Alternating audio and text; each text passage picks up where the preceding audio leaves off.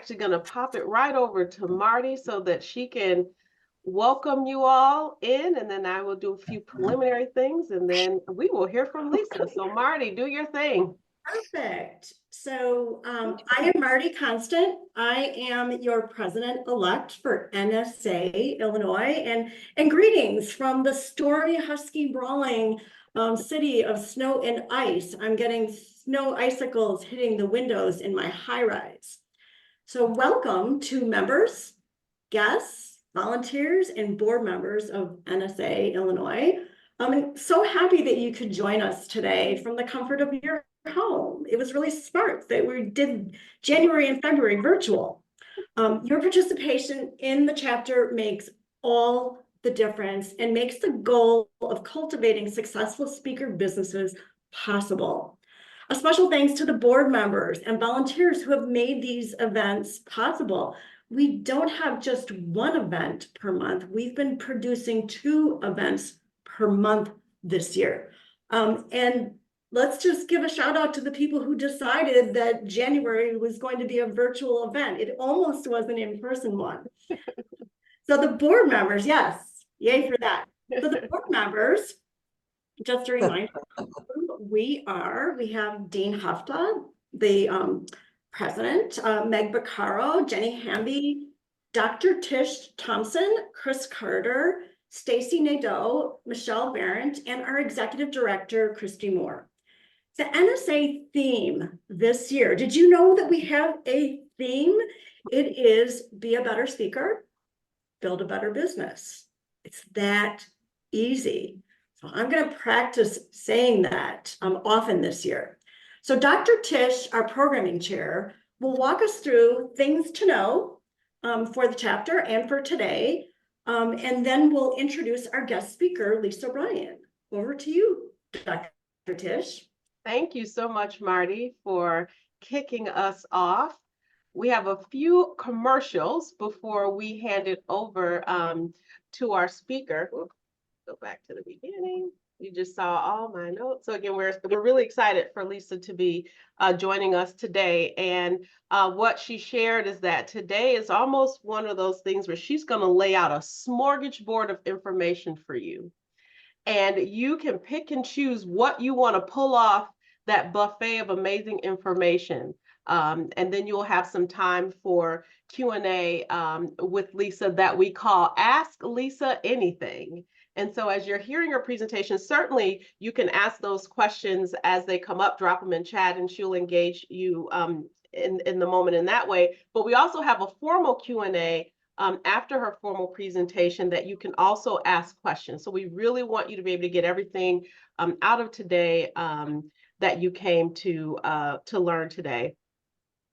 So we do have some new members who joined us in the last month. And so we're really excited to have new members to our family. So we have Dr. Erica Wade joining us, Jen Spainhauer, Emma Meal, Susan Kundrat, and Tanya High. So welcome, and I hope I did not butcher anybody's last name. As I started with Dr. Wade's name, I'm like, that's easy. Then I saw the other 4, I'm like, oh boy. So hopefully I did not butcher your last names, but we really are excited to have you a part of our NSA Illinois family. And we just ask that you continue to immerse yourself in all that we have to offer. And so we're really, really happy that you are with us today. So if there's nothing more on that front, I want to pass it over to Marty, who's going to talk to you about a really exciting opportunity that we have for you, and then she'll introduce our speaker. Marty? Okay, we are going to be participating in the NSA storytelling competition. This is going to be done across all regions. And this is the first time that NSA is facilitating this. So we get to participate, and as a chapter, we launched it on January 8th, and you have the option as a member, this is a member benefit. You have the option as a member to submit your entry, your video. It's got to be 5 minutes or less, can't be a second longer or a minute longer. And all of these activities are going to be taking place over the next few months. But the Illinois part of it is going to be, you have to submit by February 15th, and then we'll have some activities and judging going on. And another chapter champion will come from that and into the regionals into April.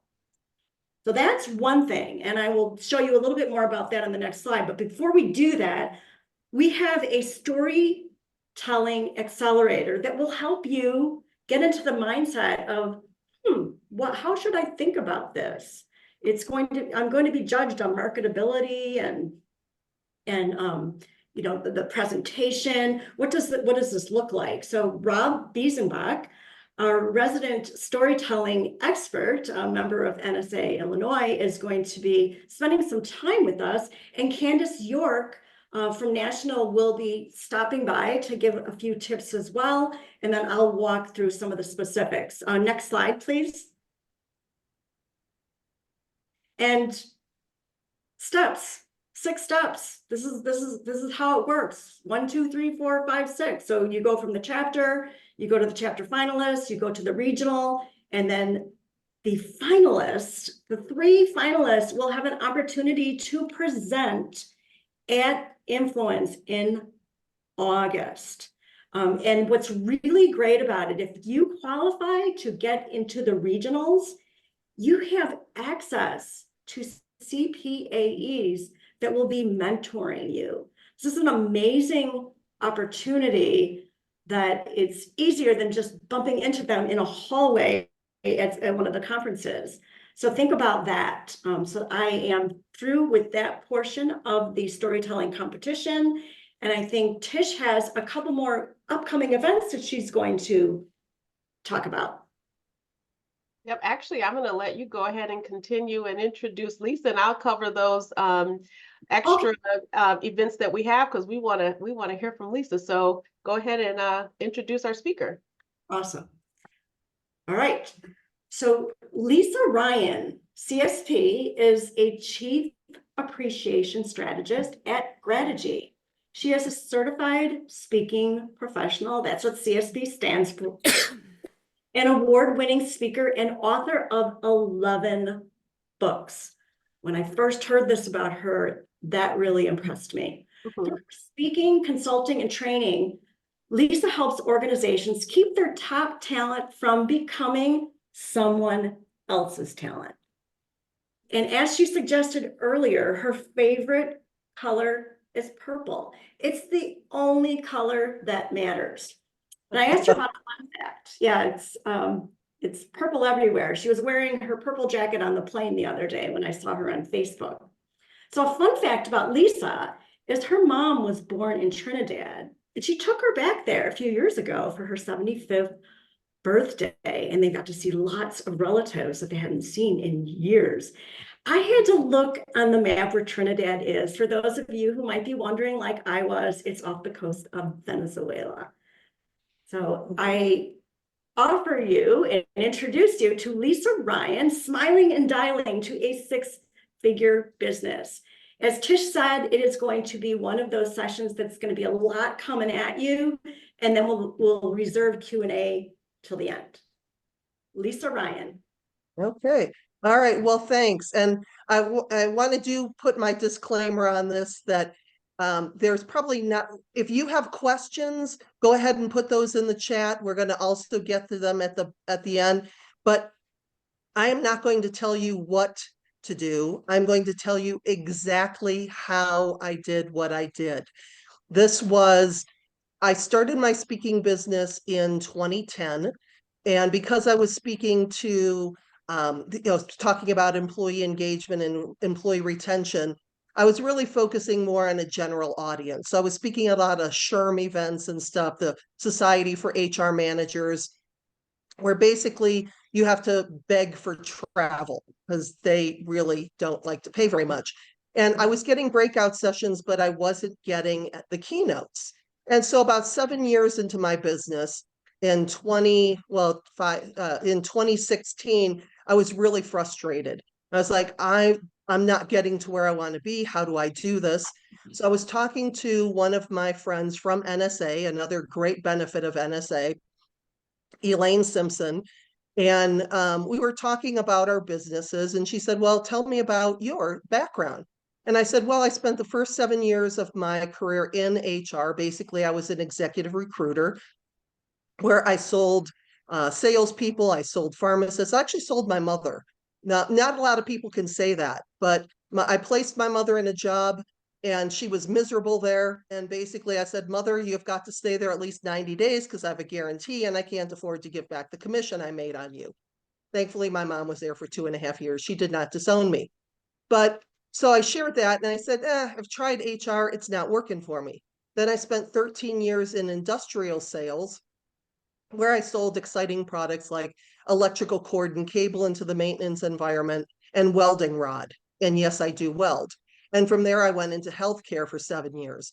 So I told Elaine, I said, I've tried HR and I hate healthcare. Like, I cannot tell you how much I hate healthcare, wanted nothing to do with it. She said, well, what about manufacturing? I said, I have no idea. Can you make money in manufacturing? And she said, I have no idea. So again, I went to the Facebook page and I said, can you make money in manufacturing? And Liz Weber said, yeah. So I started making some cold calls and I called NAM, and I'm going to talk about the mothership of different organizations, but NAM is the National Association of Manufacturers. And she said at that time, we don't do a lot of events, but our member list is on our website. So I went to their member list. They had 250 manufacturing associations. And so I copied that list from their website. I put it in an Excel spreadsheet. And starting from a cold list, I hired somebody on Upwork to mine the list for me. So basically, I had them go to all of those websites to find the executive director, the contact information, the conference dates, all of that kind of stuff. Paid the person, I don't know, $3 an hour, something like that. And so the $67 that I spent with them on that blank list of 250 manufacturing associations has led to hundreds of thousands of pineapples in my speaking business. So what you're going to get today is exactly what I did and if you follow this, and I'm going to lay out a pattern. Debbie Peterson, who, if you were here early enough, had got to meet her. We're here in Denver for our mastermind this weekend, but she actually drove from Erie, Pennsylvania to Cleveland, Ohio to watch me do what I do for a half a day. So, and she got her CSP last year. So so definitely it's paid off. So these are the top 10 things. And towards the end, there's going to be a screen that shows 20 different ways that I stay in touch with people. So that's going to be your biggest bang for the buck. But again, take lots of notes. And if you follow this, I promise you that it does work. Oh, and the other thing too, because this is going to come up, the technology that I'm using is Prezi Video. So there's a free version of Prezi and there's a paid version. I have the paid version because it doesn't have the Prezi the Prezi logo on it. But when I do, I can, like this was uploaded from my PowerPoint slides, but when I do things like this, that's actually from Prezi. So I know that people always say, like, that's the coolest thing ever. So if you're doing virtual programs too, you may want to take a look at Prezi, because instead of you having a slide where you're this big and the slide's this big, you can have all kinds of cool things on your slide right next to you. So top 10. Number 1, you're going to start with a list. So the list can be, for me, I have 100% of my speaking business, 100% of my outbound marketing goes to associations. Why? Because For me, they're the easiest. I can see who has spoken there before. I can see the dates of their conference. And I also know that every time I speak to an association, there's a lot of people in the audience who can hire me. So if you have, say you're calling on banking and finance, there's the American Banking Association. That would be their mothership. But you want to start with a list. Associationexecs.com. I know NSA had a deal with them a few years ago, but actually ChatGPT, if you go on ChatGPT and say, give me the top 50 banking associations in the United States, ChatGPT will do that for you too. YouTube searches, because as you know, so many of our clients are having us do promo videos. A lot of times if you're doing conference promo video 2024 on YouTube, you can see, again, who's speaking, who's out there. LinkedIn contacts. I'll talk about LinkedIn a little bit more, but I do not sell on LinkedIn.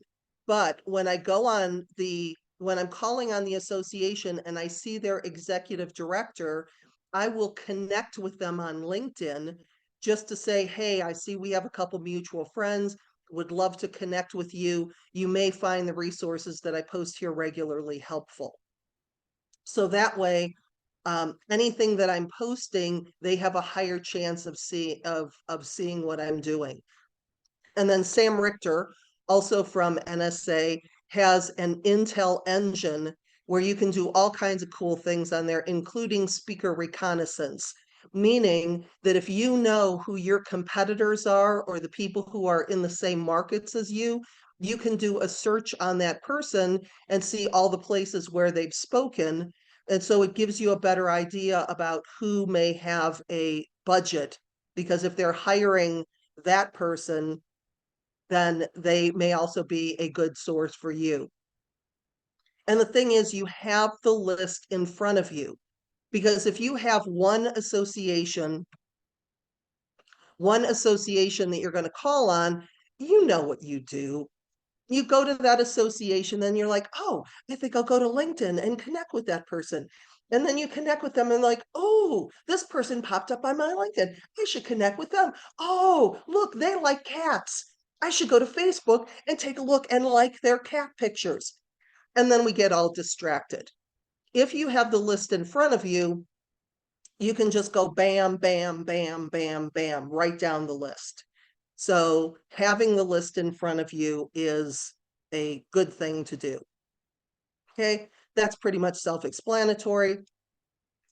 Number 2, the cold call email. So for those of you who are thinking, oh, I really hate the phone, she's going to make me pick up the phone. Yes, I am going to make you pick up the phone. And with this process, we start with low-hanging fruit.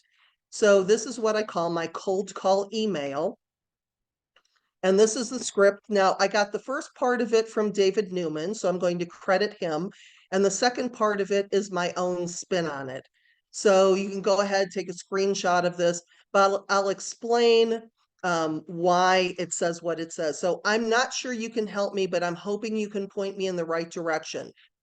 When you ask people for help, they're much more likely to give it to you versus I'm the best speaker on the planet and I would be a perfect match for your audience. They'll be like, delete. Would you happen to know who's in charge of selecting the speakers for your name of event and conference coming up in location? So if I send an email that says, do you hire speakers? They're going to be like, delete.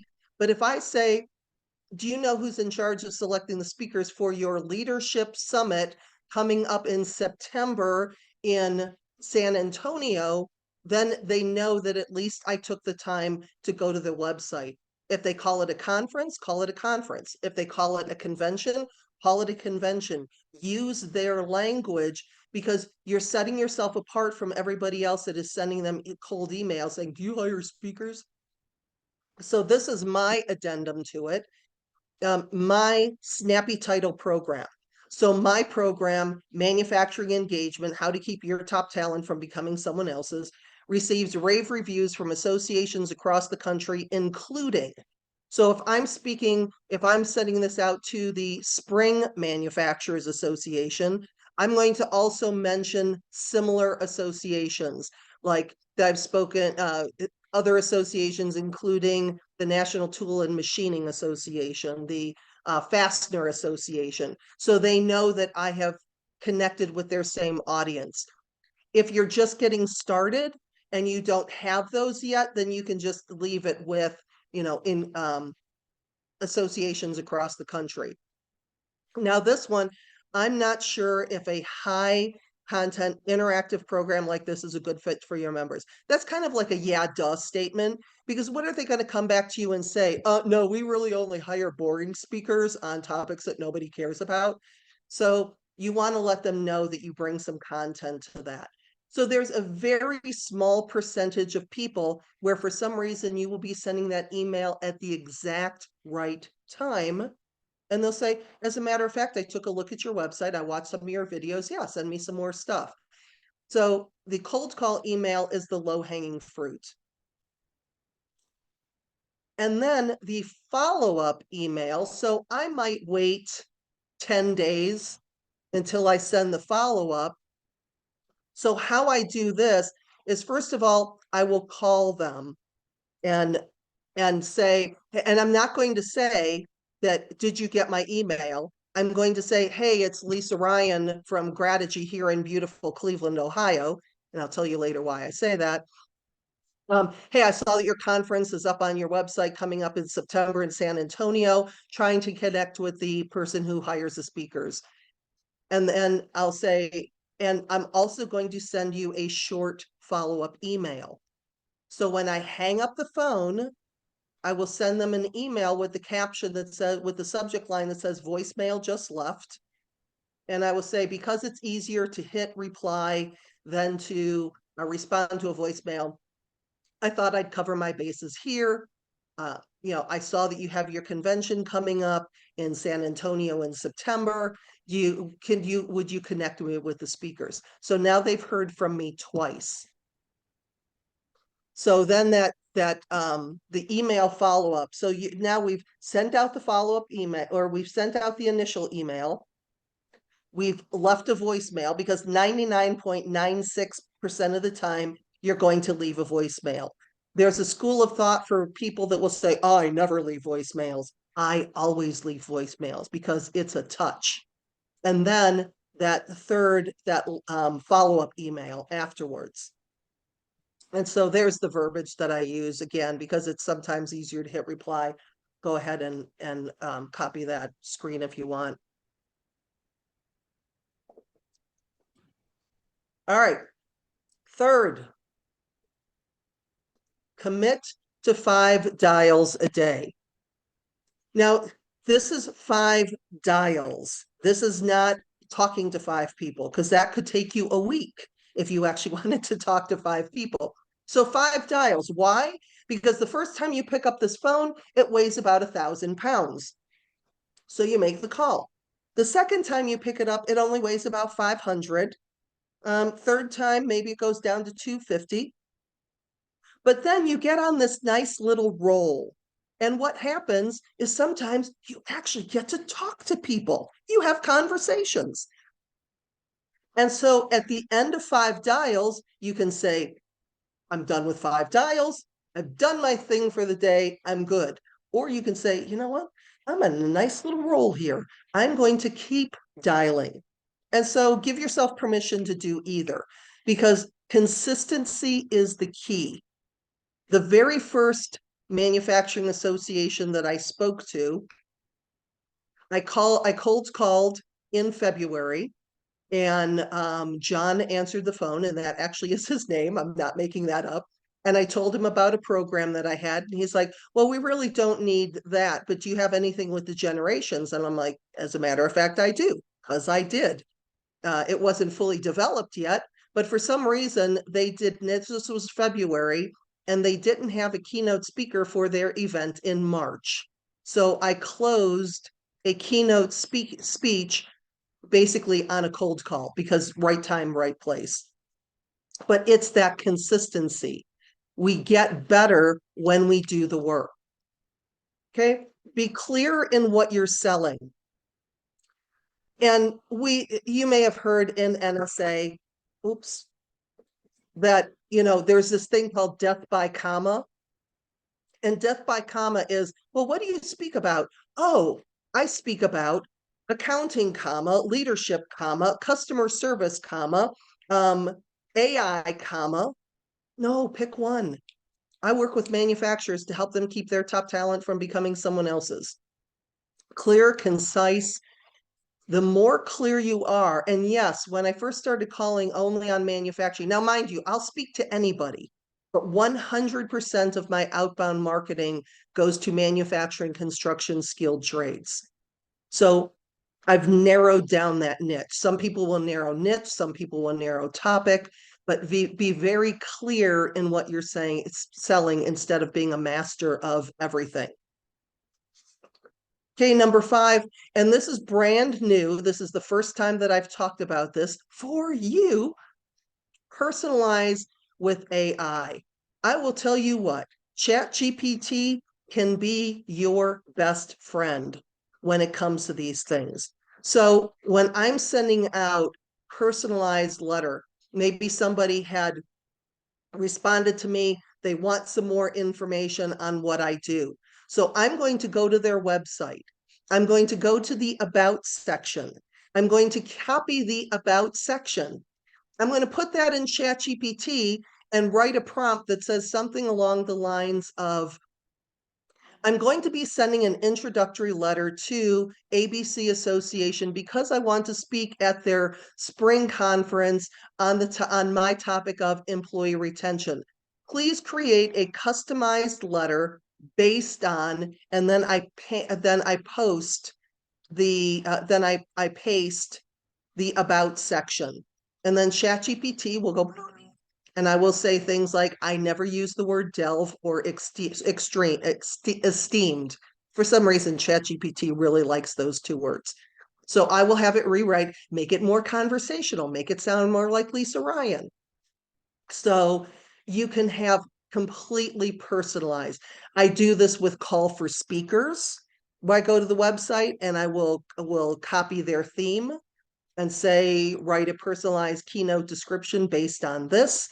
I mean, there's so much you can do with ChatGPT. That's a whole class in itself. But from the standpoint of prospecting, it makes it look like you're really personalizing every contact that you have to what they need. Okay, make the calls yourself. I know that there's this kind of like, oh, if I'm all special and everything, I'm going to have my assistant make the calls. And for me, especially at the beginning when you're doing this, nobody is going to sell you the way that you sell you. So it's almost like a bait and switch. Number one, it's going to be hard to find somebody to make the calls for you unless you're paying them a really good hourly rate. And then you look at it, because if you're saying, well, I'll just pay them a commission percentage, you're going to pay them commission in a year or 6 months when that comes. So making the calls yourself, what that does is it also, at some point, if you do want to have somebody make the calls for you because you're just way too busy speaking to do it yourself, then you can help them. Oh, well, these are the things that come up. These are the questions that they ask. But you've done the work yourself, because this is not about sales. This is about building relationships with people. And so when you are always erring on the side of service, and that's my underlying theme. Every time I get back to people, it's not about hire me, hire me, hire me, hire me. It's, oh, here's an article. Here's a book. Here's a LinkedIn post. Here's this, here's that. So we're looking for ways that we can overserve our clients and prospects. Okay, so phone prep. Again, we have our list in front of us. And each of these calls, it's not going to take, we're going to do a little bit of prep work beforehand. We want to have the website up. So when we're going to that association and we're saying, hey, I'm on your website now, or if you're trying to get the name, because if I call on somebody and I'm not making any progress, I will call the gatekeeper and I will say, hey, I'm on your website right now. I see you have a conference coming up next September in San Antonio. I'm trying to connect with the person. Do you know who's in charge of hiring the speakers for that event? Oh yeah, that's Mary. Can you connect me while she's out of the office? Oh, what's her direct number and what's her voicemail? But when you say, again, you have the website in front of you, you're letting people know that you're going that extra step and you're trying to personalize it. Here's a little shameless self-promotion for my for my CSP. That's a very old LinkedIn profile, but learn a little bit about them. You know, going on LinkedIn, what have they done in the past? Where do you have some commonalities? And again, when I connect on LinkedIn, I will say, you know, hi, Mary. After spending some time on your ABC website, I'd like to connect. I'm not sure how I can be, I'm not sure how I can help you yet, but I thought I'd start with a hello. You know, again, something casual, something that you're just connecting with that person and you're not making it a sale. Because I will tell you what, there's nothing, you all know this, nothing more irritating than somebody who you accept their connection and then the next thing they do is send you an email this long detailing about how they want to be your coach or help you write a book or, you know, ooh, do you want, I can help you get your first paid speech. I'm like, did you 1 minute on my LinkedIn profile? Okay, I will get off of that tangent. All right, so use a CRM. This is so important. I use Nimble. I'm supposed to be going over to Speaker Flow, but thanks to Debbie Peterson, because she had gone to Speaker Flow and she's trying to get all the kinks knocked out before I completely transfer over. But with Nimble, and there's so many of them, and I will tell you what, all CRMs are exactly the same. Okay, they're exactly the same. It's in, but it's getting used to using them. When I first started, I think I used HubSpot, and then because they had a free version of it, and then once my contacts got too large, then they got really expensive, so I got out of there. But some people in NSA will talk about Pipedrive, some will talk about Kartra, some will talk about Karma, Nimble. There's a ton of them out there. But the best thing that you can do for yourself is to, when you first, the first thing that I do when I go to my office in the morning is I will go to Nimble, and Nimble will say something like, you have 36 follow-ups today. And I will go through that list, because remember the start with a list? Nimble is my list. Bam, bam, bam, bam, bam, because I want to clear that list. The other day I went to Nimble and it was like, oh, it was one of those days because I had 96 follow-ups. But mind you, a lot of those follow-ups are things like, did they accept LinkedIn? Because here's what I do. I connect with the person on LinkedIn, and then I put that 3 months ahead in my Nimble to see if they connected. Because what I'm going to do is 2 months after I sent the invitation, if they haven't accepted it, I'm going to withdraw the invitation. And LinkedIn will not let you reconnect for another 3 weeks after you withdraw an invitation. So when there's 3 months, now I have another. So when it comes in there, I go back to LinkedIn, I check to see if they connected with me. And if they didn't, I resend it. I have sent some people every 3 months a LinkedIn connection. And like 3 years later, they finally accepted. I'm like, what was it that made them finally accept my connection request? Lisa, So, I'm sorry to interrupt. There is one question that dropped in the chat, and I want to make sure I grab it before others come behind sure. it. The question comes from Leanne, and she says, do you use this direct outreach strategy even for conferences that have a call for speakers out? Okay, I'm glad you asked, because call for speakers What I do for that, on the call for speakers, it always says at the bottom somewhere, for more information, email Steve Smith at stevesmith@abc.com. So what I'll do with that is I will then, first of all, I'll send Steve an email that I will say, hey, Steve, I came across your call for speakers. I believe that my program, Manufacturing Engagement, would be an ideal match for your members. Do you have a budget for speaker fees and travel? Because a lot of times, if it's a call for speakers, they don't.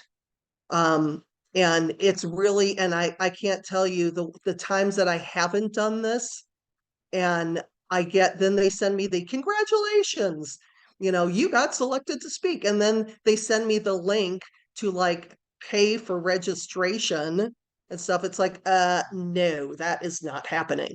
So I will say in the email, it's not a deal breaker. I just like to know the rules before I submit. And most of the time they'll get back to me and they'll say, either no, we primarily expect people to speak for free, or we will cover some travel, or some of them will say, we generally don't, but there is a thing on the form to fill out, if you require that. So, but the call for speakers, yeah, but then Steve Smith, if that is a good lead for me, even if it's a call for speakers, I'm going to put him in my CRM. And here's a lesson learned too, because I had been calling on this association for a couple years, and a bureau had presented me to them a couple times. I was shortlisted. I did not get chosen. I came across their call for speakers, and I'm like, oh, well, I know they have a budget because this bureau, presented me. And yes, I was going to give the bureau credit because I stay in touch with them. So I filled out the call for speakers, and they sent me the congratulations. So I sent it to the bureau and said, hey, I just got this. But then again, they had sent me here's the registration link. And they basically came back and told the Bureau, we don't pay speaker fees for people who came through the call for speakers. So if you're going to do it, a lot of times it's kind of a waste of time, but it gets you out there, and again, and especially if you're just beginning, those are really good ways to get on the radar of people. Just try to find out what the rules are beforehand. So I hope that helped. Thank you, Lisa. Was there anything else that you saw in the chat there? That was the only direct question. There's a lot of activity happening in chat with folks recommending some CRMs that they use, but that was the only direct question at this moment. Okay, perfect. Yeah. And that's the thing. Like I said, all CRMs, they are the same. And when you switch from one to another, it can be a pretty miserable experience. So, do your research, pick one, marry yourself to it. I mean, going from Nimble to Zoho with SpeakerFlow, maybe, that's why I paid them the money so they can do the transfer. Because once you have a CRM, they don't like you to leave, and they try to make your life as miserable as possible so you don't. Then you just hire somebody else to do that. All right. Okay, so number 10, excuse me, refer other speakers. There's going to be some cases where you're going to be talking to these associations or talking to these clients, and like they're looking for a technology speaker, or they're looking for a futurist. And it's like, yeah, no, that's not me. But that's the beauty of NSA, is that when we're in NSA, we know lots of cool people. And so it's that spirit of Cavett that we're giving recommendations to other speakers. Not only are we staying top of mind because we're coming from that point of service. You know what? That is really not a topic that I cover, but I have a great recommendation for you. Or by the same token, after you finish a speech and you have a really great client, it's like, you know what? If you ever need speaker recommendations, I have lots of speakers. I actually have several of my clients, and they call me for recommendations for speakers. So again, we kind of build that funnel, see who is close to you as far as maybe it's in your mastermind, where you can have a referral tree where it's just a natural thing that you do. You get done with a speech and it's like, I think it's there's a couple of different groups in NSA where they had actually put together a one sheet with all 4 speakers on it that they refer after they get a speech. Hey, if you're, for next year's event, here's some of my recommendations. But it's just something to do, because when we do that, it just helps us all do better business. And then number 10, err on the side of service. And you're going to see this again when we get to the big. It's not about, oh, somebody's off there. It's not about hire me, hire me, hire me, hire me. Because, the thing is that, and I hate to say this, but when it comes to planning a meeting, speakers are sometimes they're on the same spreadsheet as the color of the napkins. Okay. So when they go to radio silence, in a lot of cases, it's not about you. And if you're calling, hey, did you make a decision yet? Hey, did you make a decision yet? It's like, oh, they're not even going to take your calls.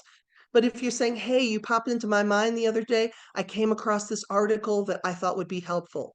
Hey, just in case it's helpful, I created this video for you. Hey, you're just looking for ways to always serve. And it's not nickel and diming people together. I mean, when I quote a fee, and again, this is my philosophy, use it for, if it works for you or not. But when I'm there, I quote my fee is for the day. They want me to do the keynote and an additional breakout session and facilitate the panel, and I can make the travel work. You betcha. Because I want to get in not only do I want to get in front of as many people as I possibly can, but I'm going to take up as many speaker slots as possible. You're kind of taking out the competition that way. So be easy to work with. I know on Speakernomics, I think it was this week or last week, John Register was on, and that was the thing that he was saying the whole time. Be the easiest speaker that they have ever worked with.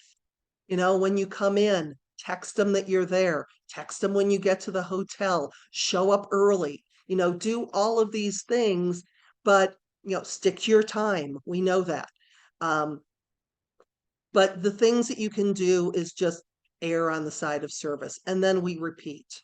We're starting a list, we're sending out the cold call emails, we're following up, we're doing all of these things. And so this is where I want to spend some time, because this is my favorite sheet here. Oops. Lisa, there is one other question that came Sure. in, if you Yep. don't mind. Not at all. What are the biggest mistakes that you feel speakers make when calling or speaking with prospects? Rookie mistake type stuff. Not making the calls.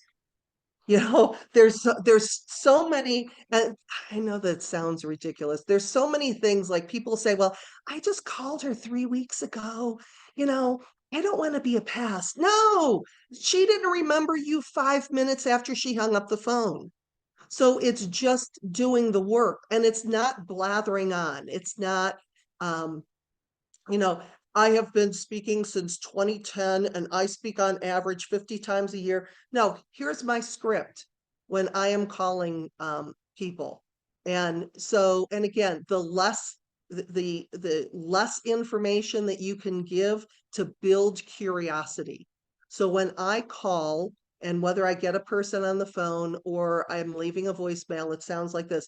Hey, it's Lisa Ryan calling you from Grategy here in beautiful Cleveland, Ohio.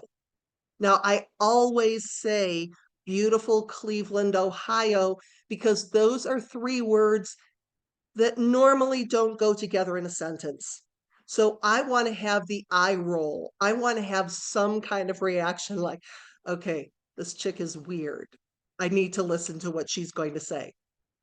So, hey, it's Lisa Ryan calling you from beautiful Cleveland, Ohio. If I'm talking to them on the phone, if I get them on the phone, I will say, did I catch you at a bad time? And I learned this several years ago. I think it was an FBI speaker that said that that's the better sentence, because if you say, did I catch you at a good time? Then that screams sales pitch, sales pitch, sales pitch. When you say, did I catch you at a bad time? You're like, no, this is fine. Or they might say, yeah, as a matter of fact, it's a really bad time. Okay, cool. When can I get back to you? And then I'll just say, hey, I'm on your website. I see you have an event coming up in September. I saw that you hired my buddy, Mary Kelly was your keynote speaker last year. Would love to get on your radar. Who's the best person to do that with? Short, sweet, to the point. You're calling and you're asking for help. You're asking for advice. You instead of reaching out and saying, hey, my topic is fantastic and I'm a fantastic speaker and your people will just love me. No, because everybody else does that. You're just calling and asking. So the rookie mistake is not making the calls, because what you're going to find is you'll develop your own style. And when you start making those 5 dials a day, you're going to kind of come into that. And you don't want to sound like you're scripted, that it's just, you're just exactly saying who you are. And like Debbie Peterson will say in hers that she chases sunshine because, she lives half the year in Erie and she winters in Florida. So, but figure out what is unique about you that, other people can't necessarily say. I don't know if that's the answer that you were looking for, but it's just the biggest mistake is just not doing the work, being too afraid, or being too afraid that you're going to mess up. Because you know what? If you mess up and you can call back that exact same person 2 weeks later and they will have no clue who you are. So it's really hard to mess up that badly. Awesome. Thank you, Lisa. You're very welcome. All righty. So, and I have what, you said till 9:15? You have until 10:30, and then we have Q&A at 10:30. Oh, you know what? I'm sorry. I'm on Mountain Oh, Time. I knew what you meant. I knew what you meant. Okay, perfect. All right. So I have plenty of time to go. All right. So these are the 20 ways that I stay in touch. And some of them we've already talked about: the cold call, email. Okay, Zoom. And now that Zoom, there's a couple different ways that you can use Zoom. I know that Zoom also does it records the conversation, and I think it's starting to summarize because it's teamed up with Otter. I have not used that yet. As some of you can see, I'm using a new thing called Fathom, which basically, when I'm on a sales call, on a Zoom call, what I used to do is I would record it with Otter, OTTER.ai, and then I would take that transcript and put it in ChatGPT and tell it to write a follow-up letter based on this conversation with Mary, as far as and I just did this. I met with the committee, 12 people on Zoom, but there were 25 people on the committee. So I had recorded the conversation on Otter. I put it through ChatGPT. I said, I presented this to 12 members of the committee. It needs to go to 25 people. Please create a letter with a summary of our conversation and the highlights of what my program will feature and why I'm the best person for this. And I had ChatGPT basically do that. And I put the letter, I sent the letter. Of course, I doctored it. I Lisa Ryanized it and everything. And I got the gig. The other thing that you can do with Zoom is, that sometimes when you're on the call with that person, they're asking you about your program and you're getting in the heart of that conversation. You're so excited and all that energy is coming through. The other thing that I've done with that, because especially if we're using my Zoom and I can copy that, is that I will take that 2 or 3 minutes, when I was just in the flow talking about the program, and I will cut that out and I will send it to the person I talked to and said, hey, if you want your committee to see, exactly what we talked about, from my standpoint, feel free to go ahead and share this video. So there's a lot of things that you can do with Zoom, and especially now since we have AI and we can do the follow-ups with that. Lisa, since you're on the topic of Zoom, the question came through, does the prospect object to your recording of the Zoom call? How I handle that is I will, and never used to tell them. I mean, I just had Otter on my phone. The Zoom, because mine is set up to automatically record, it always does anyway. With Fathom, because it's so obvious that Lisa's Fathom is taking notes, I will just say, listen, Sally, I have my Fathom that is taking notes for me during this conversation because I want to be able to focus on you and our conversation, and then I can review my notes later. And I've never had anybody say that that's disagree with that. Thank Yeah, you. and I think that more and more people are getting used to the fact. I mean, I've been doing a family Zoom since April of 2020 with my family, and they twice a week since 2020. So, and mine goes to automatically record, and my family used to say, why is it recording? And now they don't even pay attention to it anymore. But the main reason, frankly, is I have hundreds and hundreds of hours on me in conversation with my mother. And I feel that those recordings are going to be really, really precious to me someday. So I think that we're all getting used to our conversations being recorded when we're using Zoom. So not a big deal. Okay, anything else? Nope, that's it for now. Okay. Thank you. Sure. Okay, so follow on LinkedIn. We already talked about that. The other thing that's cool to do with LinkedIn is if somebody is on my prospecting list, I will go and I will look at their posts on LinkedIn. And I will, a lot of times using ChatGPT, will take their comments, put it into ChatGPT and say, create a thoughtful, relevant response to this comment on LinkedIn, and include hashtags and emojis. And then I can take that, doctor it up. So I never use anything straight from ChatGPT, but it gives me a good start.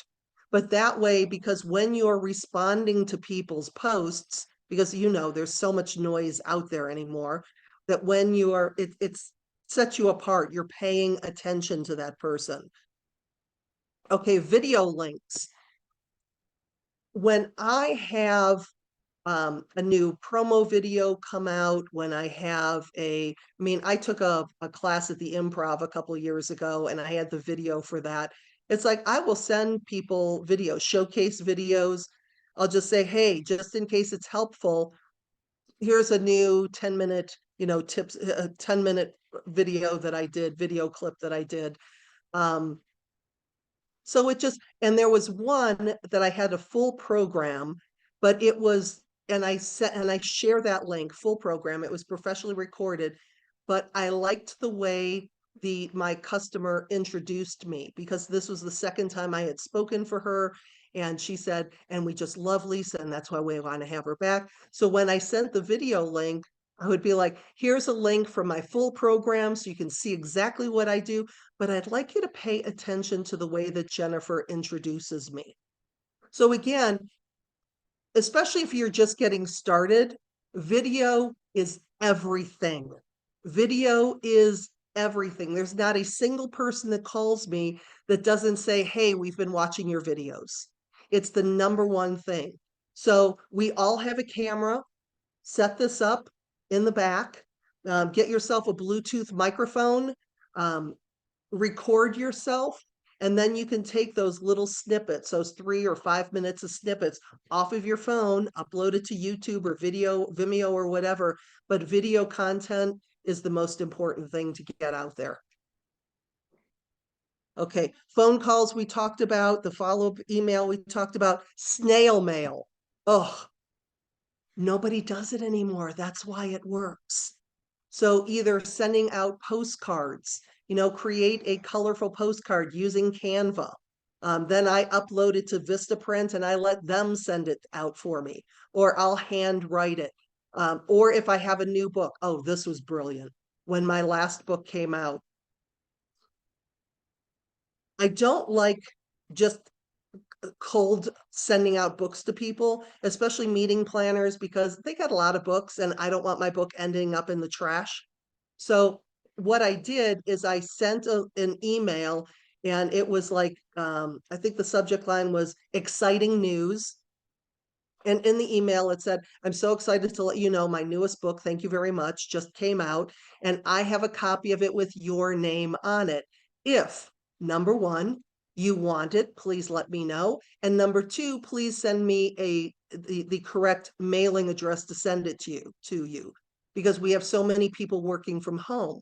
So what that did is two things. Number one, people knew that it was coming, they wanted it, and I have their correct mailing address, so it got to them. But I wouldn't just send one copy, I would actually send two, because I would send one and sign it to Bill and on the note, this one's for you, and then I'd put a second copy in there of, and here's one for you to share. So that way, if Bill wanted to share my book, he wouldn't have to give up his copy.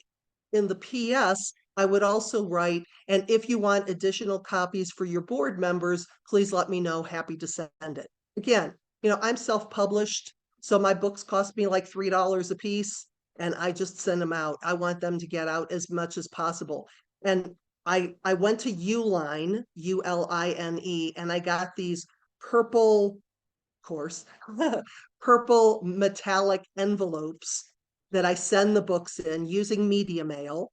So it's less expensive that way. But then when I follow up, I can say, hey, did you get the bright purple package in the mail? Just checking to make sure the post office did its job.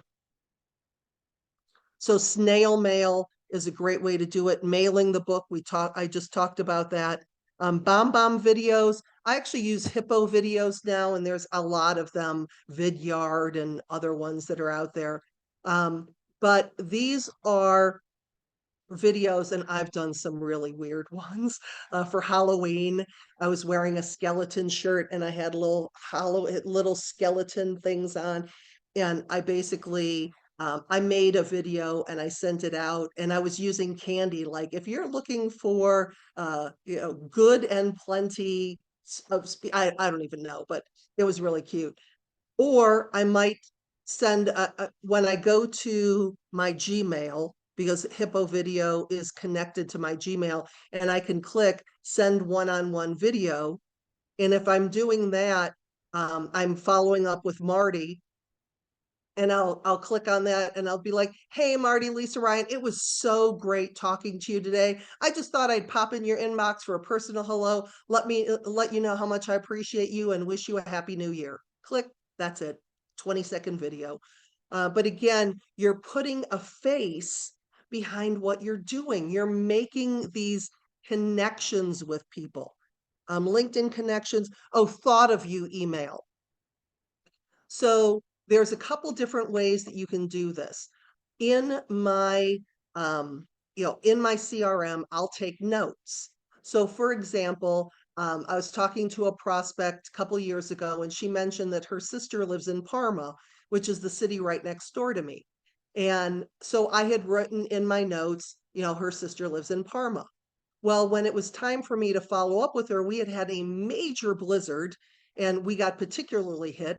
So I sent her an email. I said, hey, was thinking of you today. How's your sister in Parma doing?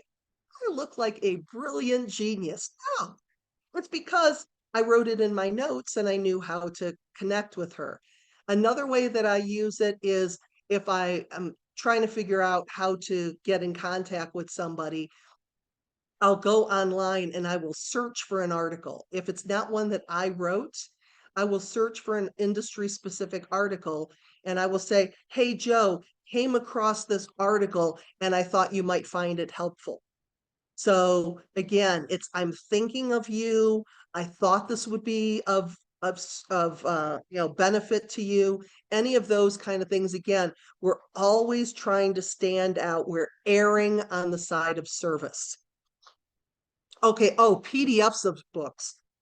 All right. Now that we have Talkadot, which huge fan of Talkadot, but my ethical bribe and an ethical bribe is on there is one thing that is coming up on that list.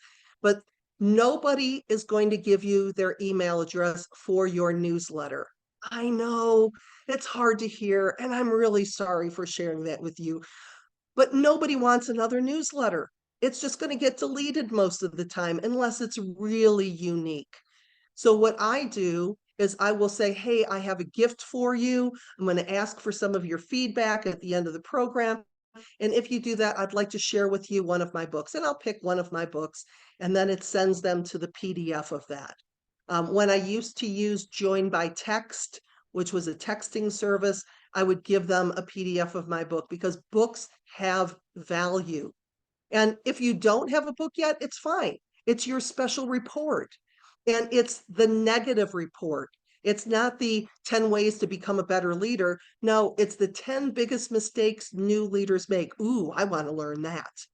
So we're looking for something that we can give, but PDFs of books and where my PDFs are on my website under my blogs. So basically anybody could find any of my books all the time if they go to my website and knew how to find them. But so when I'm giving them the PDF, I'm actually taking them to my website for them to download it. But that is a great way to get email addresses and to add people to your list. Let's see. So yeah, PDFs. Okay, the ethical bribe. So again, just think of something that's going to be of value to them. Your special report, your white paper, your PDF of your book, your mini book, whatever it is. Look for that. Article marketing. Article marketing is another cool way. I kind of go in spurts, like I'll do it and then I don't, and then I do it. But with every association or most associations, they're going to have on their website, they're going to have their publications. And if you tap on the publications, there's going to be editors there. And so you can get in touch with the editor and say, do you accept outside content? I have articles on workforce, specifically on employee attraction and retention in the manufacturing sector. Is that something you'd be interested in? And just in case you're curious, here's a sample of my work. Feel free to use it with attribution. So what's going to happen, because editors in most cases are dying for content.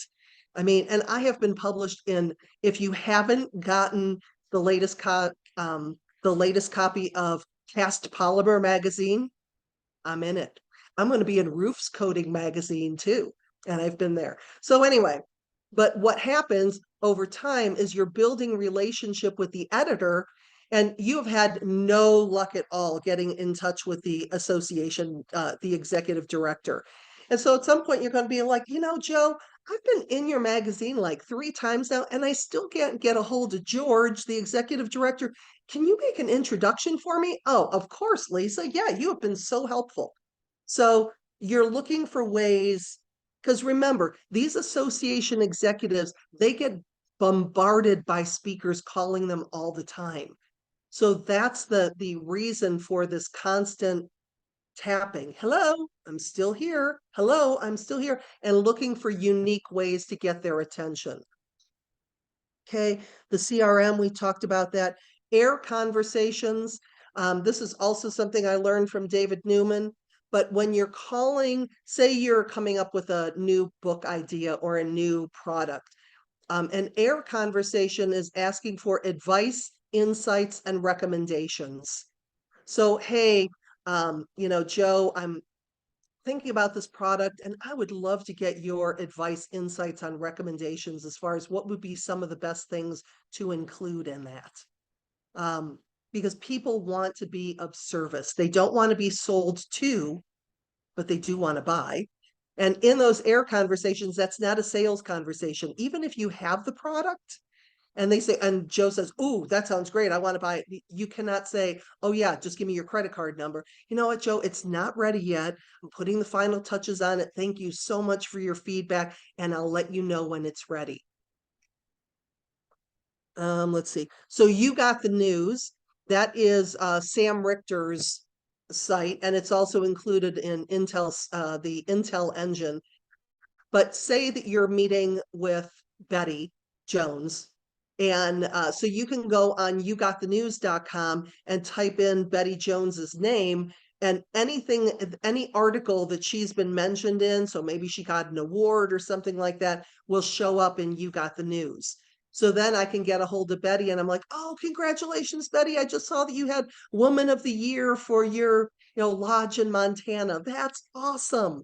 But again, you're just looking for ways to make that personal connection. So the weekly short email. Now, I said that nobody wants your newsletter. And so what I have is I have a thing that's been coming out every week since 2011. I've never missed a week. It's called Gratitude Thought of the Week.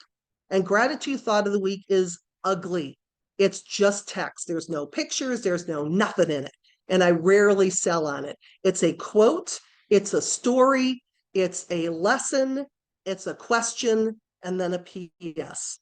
And because it's real, it's not evergreen. It used to, the first 3 years I think I did it, it was evergreen. So, because I wanted to, 2 of my books were 52 weeks of gratitude and 52 more weeks of gratitude, using the first couple years of Gratitude Thought of the Week.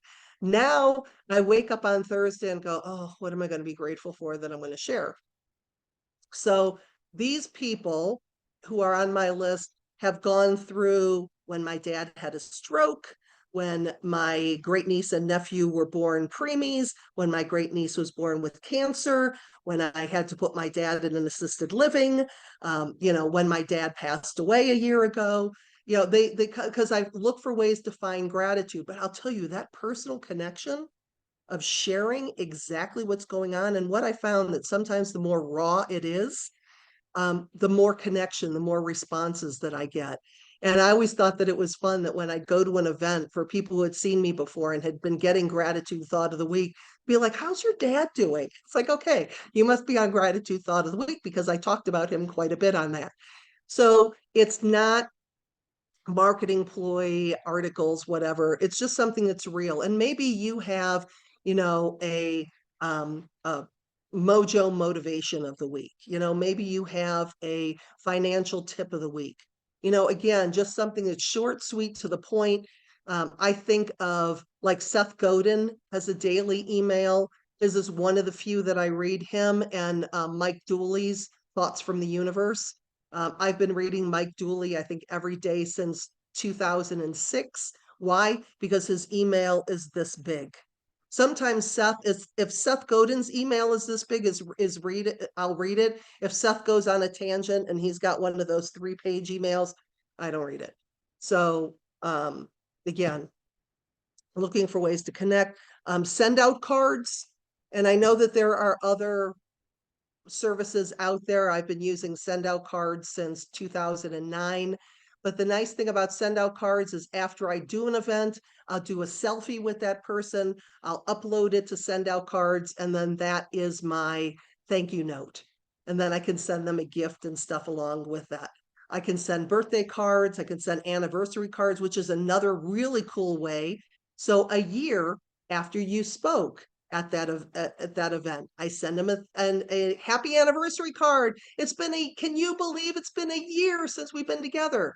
And then maybe on our 3-year anniversary, I'll be like, "Hey, it's been 3 years. Isn't it time for us to get together again?" So you can personalize it.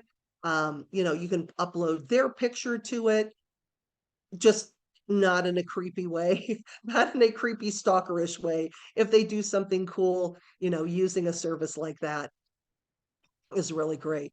Lisa, And we have then, a couple, I'm sorry, a sure, couple yeah, questions that have come through. yeah, Um, absolutely. so one question is, and there's some responses that are coming through in chat to this question, but would love to hear your insights. is it important to have a YouTube channel with videos? I have YouTube. Most of my full length videos I upload to Vimeo, and I share the Vimeo link. When I'm sharing links, I do it from Vimeo.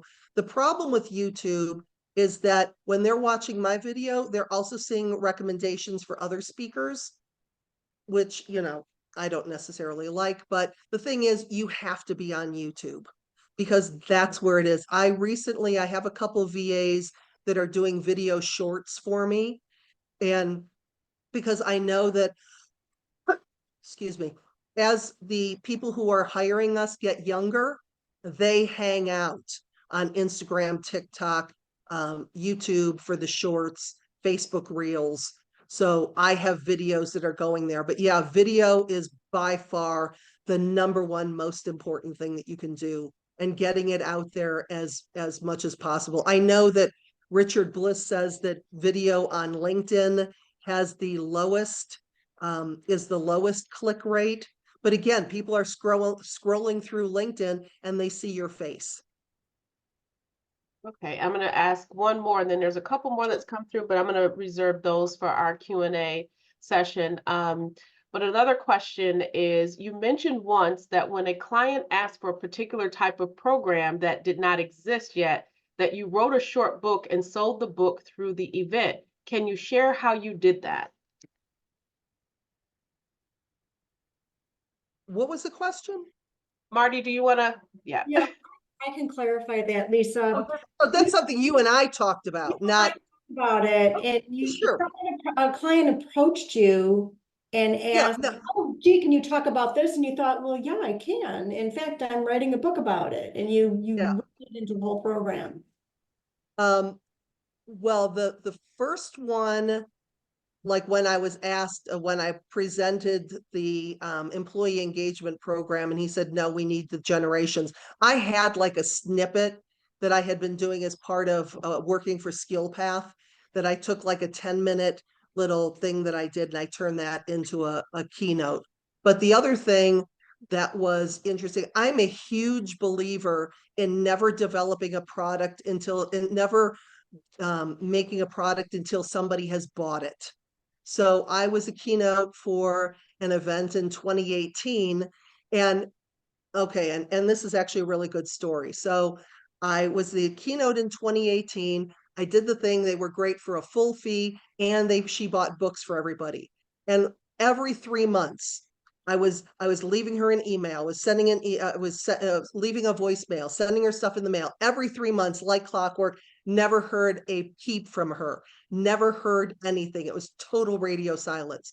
So 2021 comes around, 3 years later, and I send her an email, and she said, "Oh, you know what? You're absolutely, actually, we want to bring you back. It's finally time to bring you back." She gave me a date. I said, I'm already booked that date. She actually moved another really powerful speaker group to give me their date. And so I put together the proposal, and in the proposal, I'm like, well, she's already got my manufacturing engagement book, and I know she's good for books. So I included in the proposal a book called Thank You Very Much, Gratitude Strategies to Create a Workplace Culture That Rocks. And when she got back to me, she said, yeah, we'd like that package. And I'm like, I should write the book. So yeah, so I did. And it's actually become my favorite book. So I'm self-published. It was easy enough to do. I incorporated 4 chapters were highlighting people from my podcast, and I just went through my different steps. So it was, so that's a really good, I mean, I had already sold the book. The book was profitable before it was even written. But the Wow. reason why I wanted to share that story is that I went to dinner at this event in 2022 now, the night before, and we're sitting at this big table with all the association head honchos there. And the client said, you know what? I have been hiring speakers for 27 years. And without exception, almost without exception, I give them a check and I never hear from them again, except for Lisa Ryan. Every 3 months, Lisa is in my voicemail, in my emails, sending me stuff through the mail. I heard from her every 3 months, and that's why she's here today. So it's that relationship building. And now with this particular client, she's retired from that association. And when I go to Chicago, we're friends. I mean, I call her, we stay in touch. We have dinner together. She's handed me off to the next people who are in charge of the association, which they knew me anyway. So again, this is all about relationship building. And that's what I'm talking about. So when it comes to products, when it comes to books, kind of run things by people, again, the AIR conversations, advice, insights, recommendations, and then put that together. And then when people buy, particularly like if you're doing a video series or whatever, say you're doing a weekly or monthly video series, you can have the first one made, and then based on what they do, then you just create the rest of them. Stop making products that are mean a lot to you, but nobody else is going to buy. Okay, tangent done.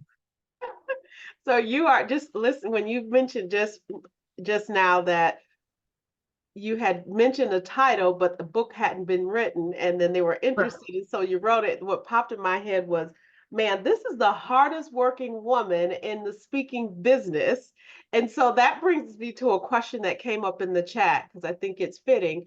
How much time a week do you spend in marketing? Do you use time blocking or a little bit every day? A lot every day. I am I am a workaholic. I am the master of throwing stuff against the wall to see what sticks. I try everything. I'm not afraid to try new things. Something pops into my mind because I'm really creative. I'm an innovator. So it's like, ooh, let's see if this works. Oh, that didn't. Let's see if this works. So, but yeah, definitely every single day I market. And I market on planes. I mean, I get a lot of work done on planes. I know you probably shouldn't use the airplane Wi-Fi, but if I'm on a long flight, I've done 75 follow-ups with people, 30,000 feet in the air. So it's making the commitment, and other people have, I have a husband and 2 cats. So I don't have kids. I don't have elderly parents that I'm taking care of. And I really, really love what I do. And marketing is kind of my superpower. So it's just, when I'm working, I'm playing. So that's why I'm giving you so much this fire hose of information, because find the things that are going to work for you, but the consistency of doing that is what's going to come through. And it doesn't always feel like you're going to get there, but you just do the work. Those 3 words, do the work, and it pays off. Awesome, thank you. Sure. All right. And then at the end, celebrate, all of your little steps along the way. Celebrate the fact that you picked up the phone, that you had a conversation, that you sent a proposal. Different things that I've done. Again, some of these I've talked about, but with the improv class, that was a 5-minute video that I did, and it was on a sibling rivalry and how my siblings and I all, compete for the affection of my mother, and everything in there except for one little thing is true. And so I would just send the email link, and it was the caption of, this has got, something fun for a Wednesday afternoon. And in the email I said, this has got nothing to do with business, but if you want to take a laugh for 5 minutes, here you go. I was honored to be featured in a syndicated cartoon, Flo and Friends. And this actually came out the Sunday before Thanksgiving. So you bet your bippy that I sent that to thousands of, clients and prospects under the guise of, I bet you never met a cartoon character before. Sending out the books, I talked about that. Oh, when I was quoted in Seed World, I sent that video out when I was doing a lot of calling in the ag area, because, when you have been quoted in Seed World, you know that you've made it. And then Disrupt HR, there's a lot of those. It was actually, besides the comedy one, probably the hardest thing I've ever done, because that's one of those things that it's 5 minutes. What is it? 5 minutes, 20 slides, 15 seconds, 15 slides, 20 seconds a slide, whatever it is. But that was really tough, but it was tight content. You know, same thing. If you've done a TEDx talk, make sure you get that. That is in your email signature. You're sending that out to everybody. Great news. Check out my TED talk here, you know, because that's value to people. And we're looking at ways to just, again, stand out from what everybody else is doing. Because when it comes down to it in sales, 80% of requires 5 follow-up calls after the first phone contact. That is actually false. This is old information because that used to be true, even though the 44% of salespeople give up after the first call is true. But where they used to say it would take 7 contacts for people to know who you are, now it's more like 21 because they're only seeing 1 out of every 3 things that you're sending to them because we're so bombarded with information all day long. So I take the faucet approach. Okay. And so here's what it looks like. You know, you call somebody or you send them an email, they delete it. Then you send them a LinkedIn connection, they ignore it. Then you send them a voicemail, they delete it, email, delete it. Then they send a voicemail and that person says, huh, I've heard that name before. Then you send them something stale mail. You know what? She sounds familiar. You send an article to them and they say, I wonder how I know them. Then you send them a voicemail. You know what? I need to get back to Lisa. Then you send them a LinkedIn again and they accept it.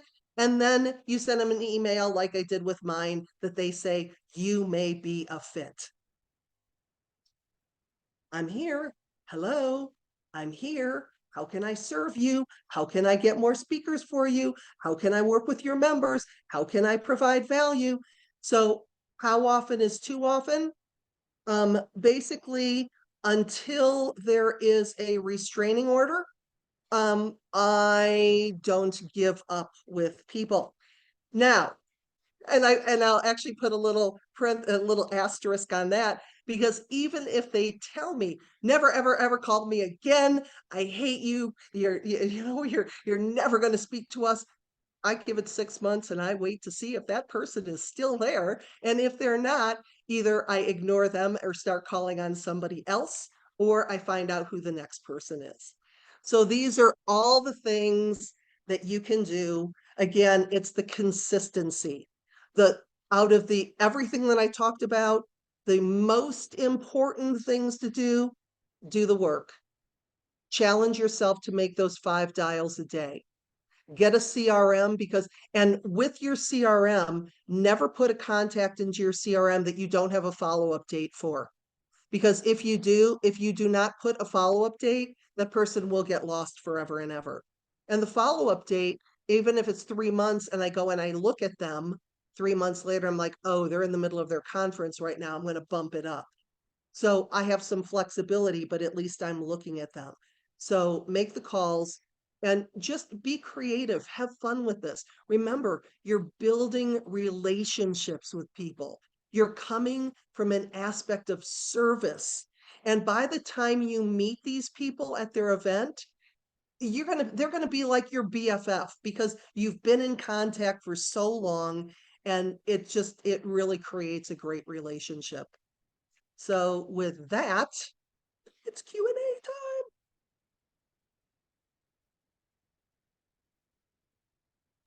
Thank you so much, Lisa. I'm sure the questions are going to start to come in. Lynn has her hand up, but I'm going to go to a couple of the questions that we saw in chat, and then Lynn, you will be our first kind of live question. So one of the questions that we have in chat, we'll go to our timestamp, is if someone is not ready to buy right now, but they are a good fit that need nurturing, do you have a special approach to that? No, every 3 months. Every 3 months. Again, in my CRM, they're going for every 1 to 3 months.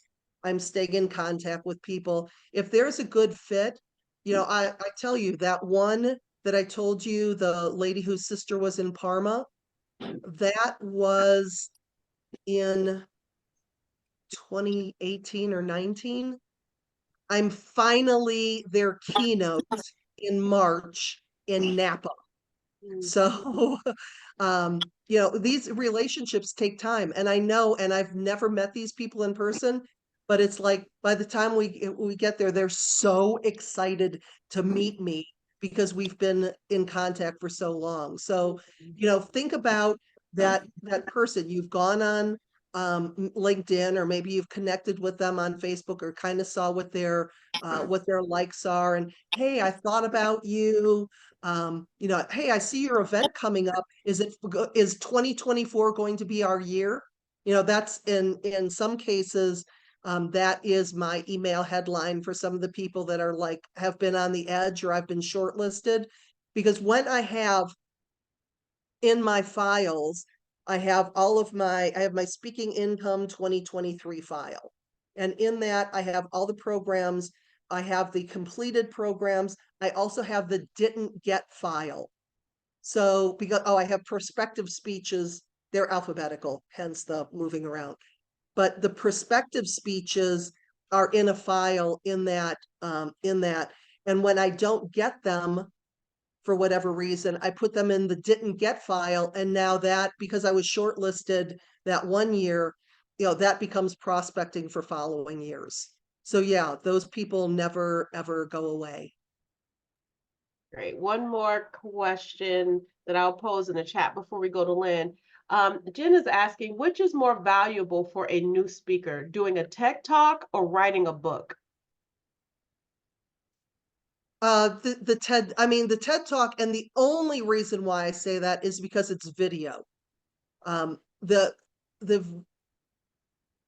I have 11 books, primarily because when I am being introduced, I love when people say, and she is the author of 11 books, and the audience goes, ooh.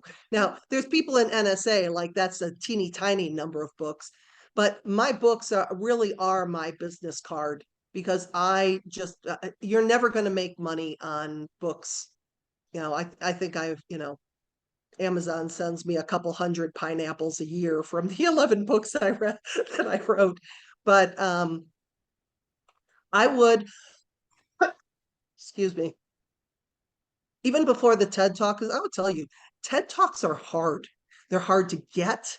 And then you have to hire a coach to go through them and that whole thing. I mean, you could be looking at a book you could do in a month, not a great book, but a book you could do in a month. A TED Talk, that might be having that video out there 6 months from now. So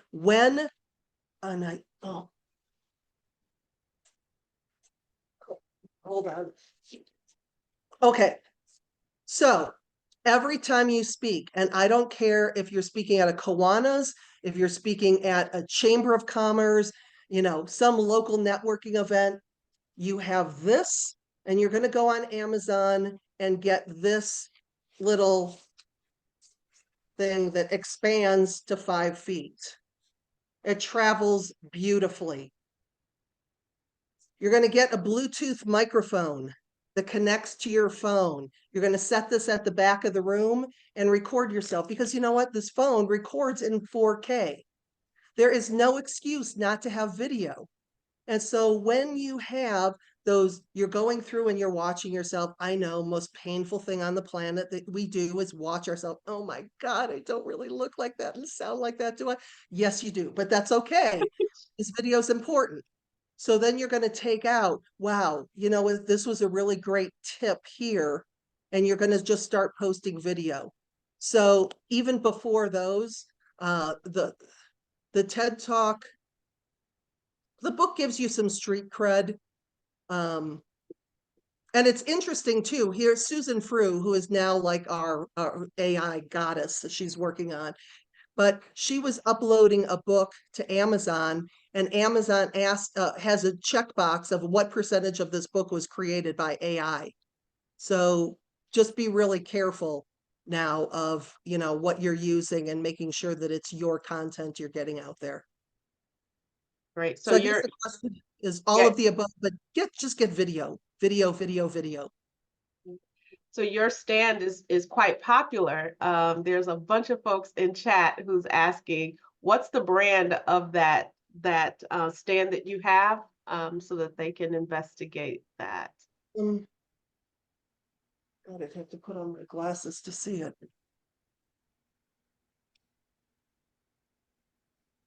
If you just, let's see, no, it just says push there. If you do portable, like selfie stand or portable tripod, I mean, it's like $30 on Amazon. And I can actually, and I will send Marty, I'll send you the Amazon link to it if you want to share that. But yeah, this thing is fantastic. And like I said, from a traveling standpoint, this is in my bag with me all the time. And then the Bluetooth microphones, they have a couple of them that they will go either in your phone. But what's happening, because when you just set your phone up at the back of the room, if somebody's talking here, that's going to be picked up. But if you're on stage and you're wearing that Bluetooth microphone, then you're going to have perfect sound. And the thing with video is the video is important, but the sound is more important. If you have a great video with crap sound, nobody's going to listen to it. If you have a okay video, but with perfect sound, people will watch it. Awesome. Great. So, Lynn, you're up with your question. Great, thanks. Want to get your thoughts. I'm bumping up against the financial services is who often books me, actually a lot of them. And yes, I've sent out things to them, but they're all booking, or at least the ones that I'm experiencing are booking through a bureau. Mm-hmm. And so now it comes back to me through the bureau. So I don't know. Okay, so then I'm reaching out to the bureaus, but they all seem to use different ones at different times. And so I'm not sure, am I wasting my time just going to them directly when in fact I'm never getting booked directly. It's always the bureau's always calling me. Okay. I don't do a lot. I mean, out of all the programs that I do, I probably do 1 or 2 a year through bureaus. So I work with a lot of association management companies, which is different, because if you have an association management company like Kellen, for example, is one of the bigger ones, where Kellen might have 250 account executives that their account executives are the executive director for this association, but they also are the executive director for 3 other associations. So I'll build relationships. I have found for my business, I build more relationships with the association management companies. With the bureaus, there's not a good way around that. I mean, the fact that they're calling you is fantastic, because usually bureaus don't call people until they know who you are, or you've taken enough business from them that you're on their radar. But yeah, I would, like, I have an engagement coming up through a bureau, and I was connecting with another prospect, and they said, oh, well, we use this bureau. So I said, number one, I sent them the link to my bureau page, to that contact. I'm like, I'm also listed with them, just so you know. And then I reached out to the bureau to see if they would introduce me to the person who's in charge of, that client. So yeah, bureaus are a little bit different from that standpoint. So but again, the whole thing of being easy to work with, and and just staying on their radar. For some reason, I have just not been a bureau darling. Right. Well, and I don't know that I am either. I'm just sending things out directly to these people, and then the business comes through the bureau, or they, the agricultural bureau network, whatever, calls me. Oh, they Googled you, and so I want to book you because the client asked for you. I'm like, where are these people? Why wouldn't they call me direct? Anyways, I just thought I'd get your thoughts on it. That's all. Yeah. Yeah. No, and again, when it comes to that, because remember, bureaus talk. So even if they came out and you go back to that client, go, you know what, I've been talking to you about this for 3 years. but the Bureau reached out to you about it first, then the ethical thing Yeah. to do is to not get yourself blacklisted, is to just work with the Bureau. Oh, yeah. And again, Necessary however it evil. comes, Yeah, exactly. I don't Yeah. care. Yeah, yeah. Yeah, exactly. Take it. Take it. Yeah, right. Thank you. Thank you. You're welcome. Thank you for your question, Lynn. Neil, what's your question for Lisa? How do you use your podcast to get clients? A couple different ways. My podcast is the Manufacturers Network podcast, and I now reach out to, I've made a new commitment to my podcast this year. This is on January 23rd. It will be its 3-year anniversary. It came out on 12321. So, because I like the date, but it's I think that the two reasons. Number one, when I can say I'm the host of a podcast, that gives some credibility. But also, I will reach out to either the executive directors and invite them, because I'll see something that they posted on LinkedIn that's interesting. And I will reach out and I'm like, that sounds so interesting. I would love to have you talk about that on my podcast. The other thing, or if I'm trying to get into an association, I'm going to look for either their members or people that are associated with them, so I can get back to that executive director and say, hey, just so you know, I just had your member on my podcast. Here's the link if you want to check it out. So it's a really good way. Again, you're coming from a point of service. The other thing that I want to do more this year, I have not done it as much, is when I'm booked with a client, to say, do you have either members or people in your board that we could do a podcast episode with, because you're going to give them some extra love. So yeah, from a marketing standpoint, there's all kinds of things you can do. And AI helps me quite a bit. Like, I do my podcast myself, and I do it on Zoom. I strip out the audio, and then I put it on a program called Descript, which does the translation. But then there's this magical little button that says remove filler words, and I go bloop, and they're gone. And then I take that edited version and I put it in Cast Magic, and Cast Magic writes the show notes for me.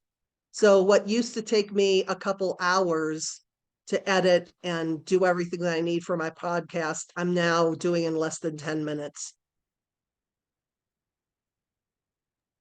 Thank you, Neil, for your question. Jen, what question do you have for Lisa? You're on mute. Thank you. Mhm. I'm a little under the weather today, so I've been off camera, but I wanted to ask a question that hopefully will be helpful for others as well, for Lisa. So I invested in 2021, I invested $5,000 in myself to do this program called Craft Your Talk. And I crafted the talk and I gave the talk, and I now have a video. It's like an 18-minute talk, I think. And I haven't done anything with it. Okay. It's long, right? So I can't just, I feel like it's too long to send the whole thing out. Like, what are some things I can be doing with that talk? Because I haven't started my speaking career yet. Well, yeah, and there's not going to be a whole lot of people that are going to watch an 18-minute video. However, Right. there are probably less than 1-minute clips in there. So if you look at the things that I've been, and this is an experiment for me, but I've been, I would take that and send it to a person. Like, I have a couple of VAs that do it, but what they'll do is they will take that clip and put some B-roll behind it. Like, they'll find 60 seconds or less out of that. But like with my one girl, I have a girl in the Philippines and a guy in Pakistan that do my videos for me. So, find somebody like that and just say, this is what I'm looking for. And then you're kind of jazzing it up. You're going to put the subtitles on it and stuff, but it's those little quick tips. And so if you have a really good one, you can put that in your email signature. And of just like, my tip of the week or Jen's tip of the week, whatever it is. You can change that regularly, but getting it up on Facebook Reels, YouTube Shorts, LinkedIn, just to get those little videos out there so people get used to seeing you. Speaking of that, is it, speaker reels or, like a promo reel I used to see a lot. Is that still a thing in the industry? Yes, and they keep evolving. Like like a couple of years ago, you saw speaker reels that were all like kind of the talking head ones where I'm Lisa Ryan and I love working with manufacturers. And then it would cut to me on a clip on stage, and then it would come to a clip of me walking down the street, and then it would, so those ones, meeting planners want to see you on stage because they know that when we put together a highlight video, we could have a crap speech, but we had one sentence that was really awesome. And that's the one sentence that goes in there, just like a movie trailer. All the good parts of the movie are in that. So when you can have, like with my newest video that I just got it done last year, that there's clips of me, but I like lots of stages. I hate B-roll. So I have very little B-roll on it. I mean, it's nice to have smiling people in the audience and stuff, but again, meeting planners want to see you on stage. They want to see you interacting. They want to see how you come across. And so if you have like, if that 18-minute clip, especially if that 18-minute clip is on a nice stage, I would cut that thing up and get it all over the place. And then maybe you have the 18-minute clips and you have 15, 1-minute clips or 10 1-minute clips you can get out of there. But then maybe there's like a section in there that's a 3-minute clip. Maybe there's a 4-minute clip. So we're just going to take it. And the other way is that you can take that 18-minute speech and put it together in a way where it's 3 minutes, where it looks like it's an hour long, like you're just taking parts of an hour-long program. And then you can have like a talking head clip here and a testimonial clip beyond that. So you can kind of stitch them together. But if you go on NSA, on the Facebook page and just put out that you're looking for people to help you, contractors or whatever to help you with your video, you can probably find good recommendations on that. But yeah, I would use that sucker all day long. And is it okay to include virtual presentations in a video? Absolutely. Yeah. Because I've done more virtual actually than I have on stage. But the thing is that you want to include as many virtual, wearing different outfits so people can see that you have done this a lot. That it's not just one stage in one outfit and that's your whole video. Because a lot of times, and there's some beautiful, like your first demo video, you go and you do a showcase and, and then sometimes they do the camera magic where there's 18 people in the audience, but they want to make it look like there's 300 people in the audience. And it just, it's better if you have lots and lots of outfits in there. And even if it's B-roll kind of scrolling, like you have all of those virtual programs that you've done, and in your clip, you just have some pictures scrolling through so they can say, oh, wow, she's been doing this for a while. Okay. Thank you very much. Thanks for those questions, Jen. And you really inspired my thinking around our March program, because in March, we're actually that one's actually going to be in person. So hopefully there will be no snow, but it's a workshop type format, but it's all about building your signature talk. And so, like you said, you've built it and then what you do with it, and it's going to be workshops. So there's going to be a lot of different topics related to that. So I love this conversation around, well, what do you do with the content? How can you make it flexible and relatable and send it out and use it in so many different ways? And so that's really good insight for us to build that into that workshop type experience for our in-person March program. So thank you so much for that question. Lisa, we have one last question Sure. before I toss it over to Dean. So the last question here is, do you rank the prospects like super hot, warm, etc.? No. I mean, now mind you, and I'm gonna, and I'll put that back up there. If you guys have any questions, feel free to shoot me an email. You know, I'm happy to talk to you about this. Like I said, marketing is my superpower, and I love, I mean, I really love having these conversations. But no, because in my, the main, like if somebody's a C contact, you know, maybe their follow-up is every 4 to 6 months, or, you know, a couple times a year. If they're a hot prospect, so I haven't gone through them and ranked them A, B, C, because like Debbie Peterson, again, who you met earlier, she is wired for systems. She is the best systems person, like everything is in this, and it's like, my brain doesn't work that way, because I just do it. I just do the work. So, I think that's the best way I can answer that, is the ones that are hotter get more regular attention from me, and I find more ways to stand out. Okay, here's all my contact information. Oh, it's Feel free to spotlight. shoot me an email. Perfect. Love that.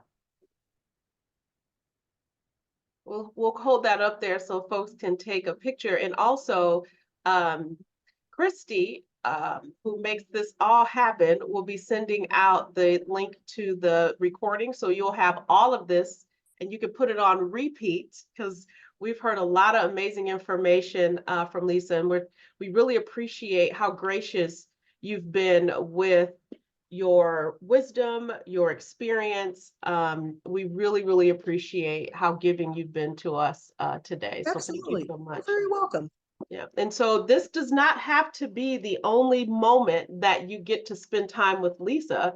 She has graciously provided for us an hour of coaching time with her.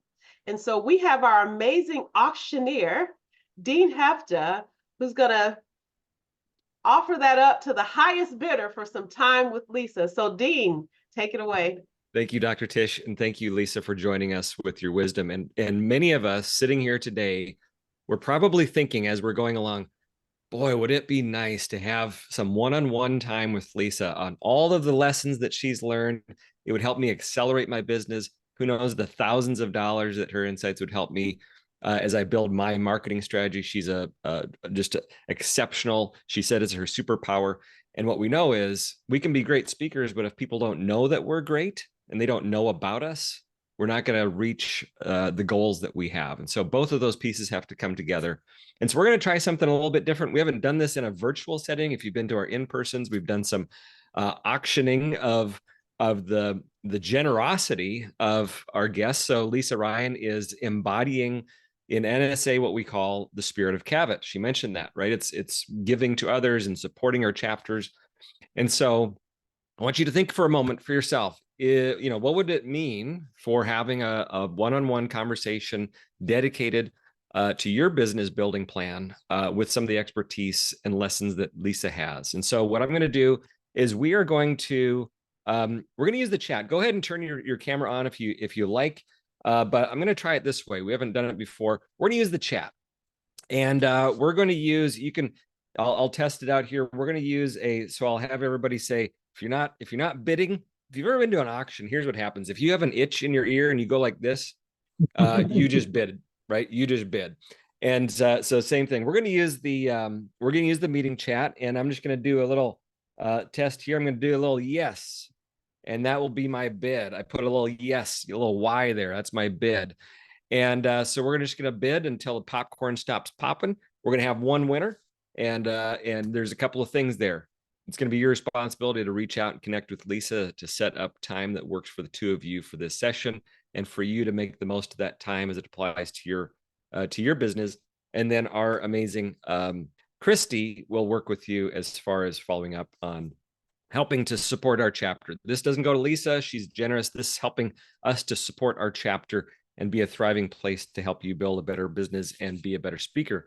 So let's begin. I'm going to start the bid at $200. So if you are interested in time, we have two. Let's look for 250. I'm looking for 250 for some time with the amazing one and only certified speaking professional, Lisa Ryan. We're at 250. We have Chris Carter at 250. Lisa has years and years of expertise. Okay, so let's look at 300 here. We're looking at 300 for this. Chris is back with 300. We have Lynn at 300. Let's go to 350. We got 350. I mean, one insight could change everything when it comes to your trajectory of your business. We're at 350 here. I'm seeing if we've got any bids here. We've got Chris back. He is after it. This guy is relentless. He really wants this time. He's at 350 with Lisa Ryan. And I mean, this could be really life-changing stuff for his business. James comes in, drops the hammer. He's got 400. James is here with 400. Let's see here. I mean, James, he came in strong with 400. How much is that time worth? I mean, you think about improving your business. You want to accelerate your lessons. And Lisa has years and years of accelerated lessons. We can learn through her mistakes. She said she's someone that experiments and makes mistakes. Do we have anybody that wants to top James coming here at 400? We're going to do it going once. We're going to do it here going twice. Jeff comes in. Where are we at? Are we at 4.25? Where are we at? Because I was at 4. I didn't even have a bid out there. Jeff, can you type in? Are you okay at 4.25? Are you okay at 4.25? Give me a yes. Yes, Jeff is at 4.25. So we are sitting here at 4.25. Do we have 450? We're looking for 450. James back at 450. He's aggressive. 450. Do we have 475? Do we have 475? Do we have 475? Otherwise, we got James going once. James going twice. Sold. James in for the win. 450. Amazing. Thank you for your support. This is a big deal. Let's go ahead. If you can turn your camera on and want to join us, well, I want to take a picture of this moment. We've got an amazingly beautiful group of people here that are doing work to change the world of everybody that's in their audience. If you want to turn your camera on, you want to join the picture here, I'm going to go ahead and take a picture here in just 5 seconds or so. So let's give it a smile, give it a thumbs up. So here, 5, 4, 3, here we go.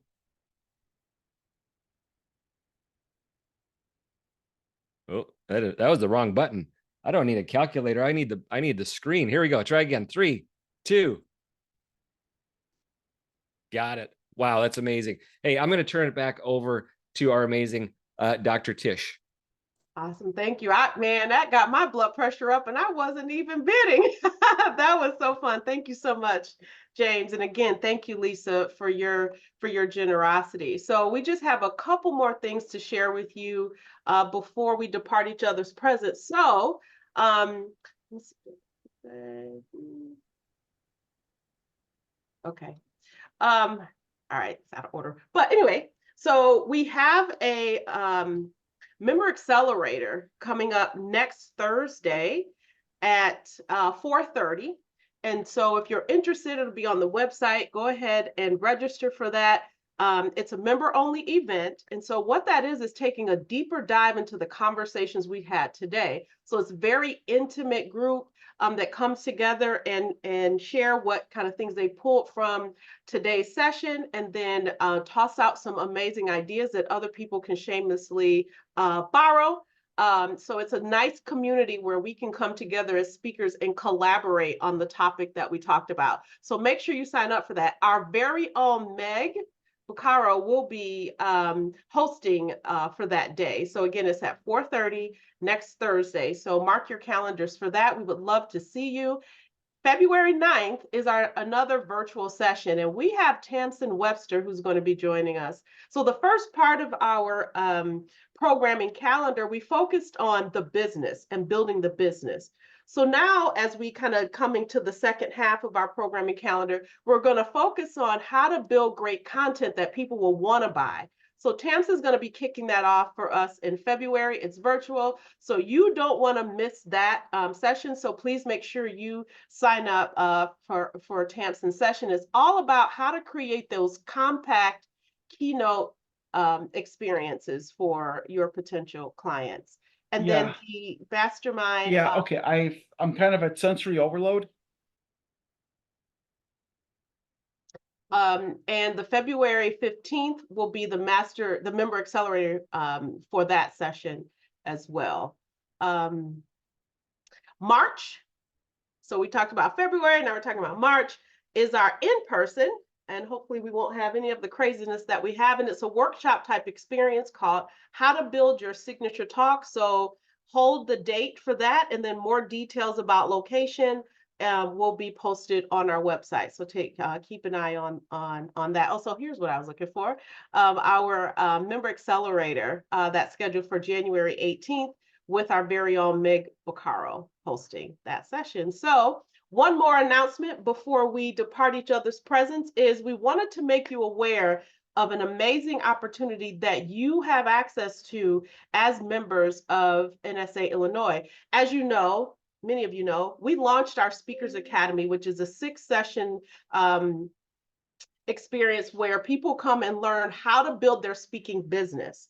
And so as part of that, we have faculty come and share with our participants. You as a member have an opportunity to also join those faculty sessions. So it's not the entire Speakers Academy session, but the portion of the day where our faculty come in, you have access to that. And so we want to make sure where our next Speakers Academy session is January 20th, and we will post on our website that specific time that you're able to join.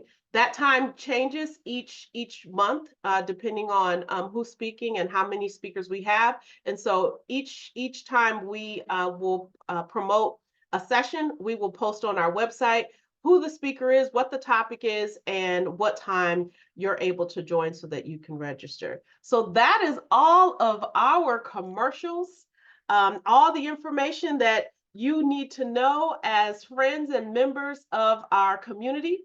We really, really appreciate all the amazing things you shared with us, Lisa. Again, I'm walking away with a ton of notes, and I'm looking forward to our member accelerator next week with Meg to even dig even deeper into how do we actualize a lot of what we talked about today. So if there is nothing more, it is 11 o'clock. We have spent our time well. Enjoy your day, stay safe, and until next time, have a great weekend. Thanks, everybody.